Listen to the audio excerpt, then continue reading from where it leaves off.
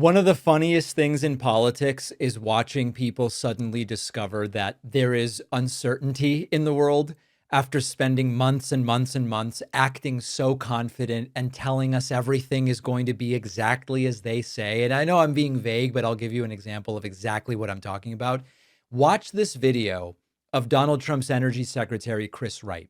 Now, Jonathan Karl, the reporter, asks a really straightforward question, which is, when can we expect gas prices to get back down to where they were before the war? Now, just to remind everybody, gas prices are off of their peaks. They peaked at 456.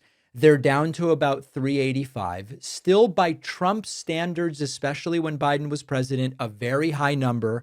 Before the war, they were at like 273 a gallon. So we're like still over a dollar per gallon higher than where we were. Jonathan Karl goes, when are the gas prices going to come down? And Wright responds, oh, predictions. I'm out of that business. Take a listen to this. How soon do you expect gas prices to get down to the levels that we saw before this war? Oh, I'm long out of the business of predicting oil or gasoline prices, but they will continue to head down. Flows of oil and natural gas through the straits have already returned to normal, and they will continue that way, whatever happens with the negotiations with the Iranians. He says he's long out of the business of predicting oil and gas prices. Not that long, dude, because we have the tape. We have a video of Chris Wright doing exactly that. And it wasn't a decade ago in some other job, and it wasn't before he worked for Trump, and it wasn't before the war. While serving as Trump's energy secretary, during the war with Iran, Kristen Welker asked him the same question.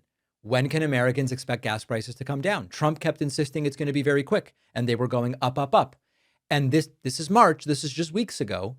Wright's answer was very clear, which is when the conflict ends, it'll just be a few weeks, and then we're going to be back down. Take a listen to this. And remember, he's out of this business now. Being here, I want to start right there on gas prices, top of mind for Americans. Since the war began, the national average price for gasoline is up 24%, and diesel prices have jumped 32%.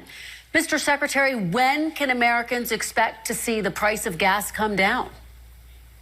Oh, shucks. Yeah, after the conflict is over, you'll start to see prices come back down.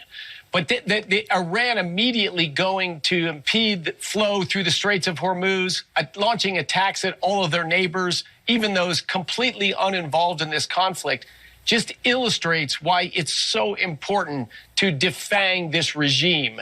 It's been the greatest supporter of terrorism in the world. The greatest killer of American soldiers over the last 20 years has been Iran, and we haven't fought a conflict against them until this. It's just this president did not want to kick this can down the road to the next administration. The world simply can't see. How nice of Trump, huh? A nuclear-armed Iran.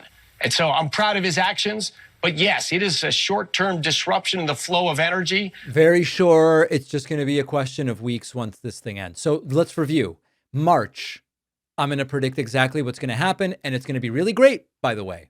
June, I'm not in the business of predicting what's going to happen. It's a very interesting transformation. Apparently, he was not out of the gas price prediction business.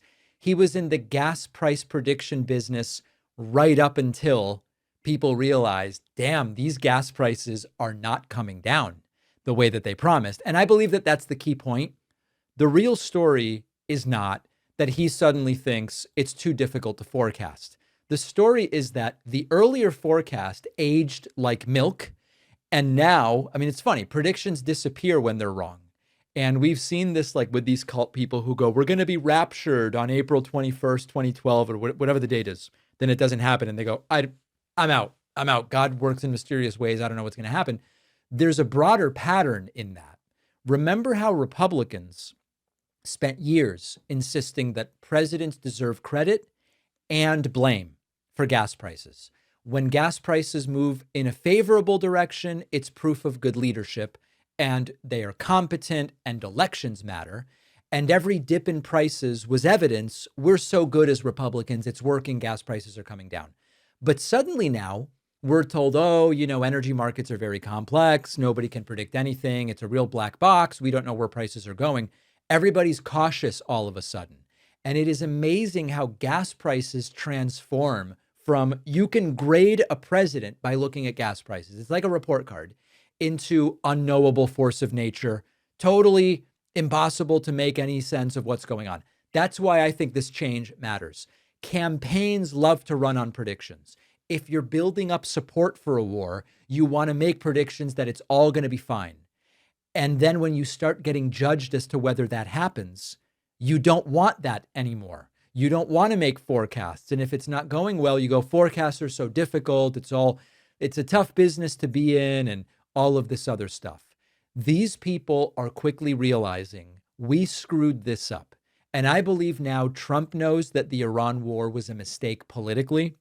Whether he'll ever accept that it was a mistake geopolitically or from a foreign policy perspective is a different question. But at least as far as his domestic approval, he knows that it's been a disaster. The people around him obviously know that it's been a disaster, and they are now left in positions where they have to try to defend predictions they've already made, or when it's pointed out that that didn't go quite right, they'll try to blame Biden.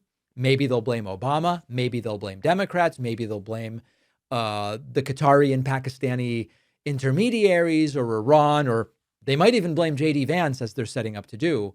But they never just take responsibility, despite arguing for decades that the most important thing Republicans do that Democrats don't is take responsibility. Trump's never taken responsibility for anything. He's never apologized for anything. He's never said, I made a mistake. He finds someone else to blame. And it doesn't matter how many gotchas you get on these people. They will never concede that they simply screwed up. Thanks for watching. Check out this other video. And if you like our content, make sure to subscribe so YouTube puts our videos in your feed, and subscribe to the podcast on Spotify and Apple.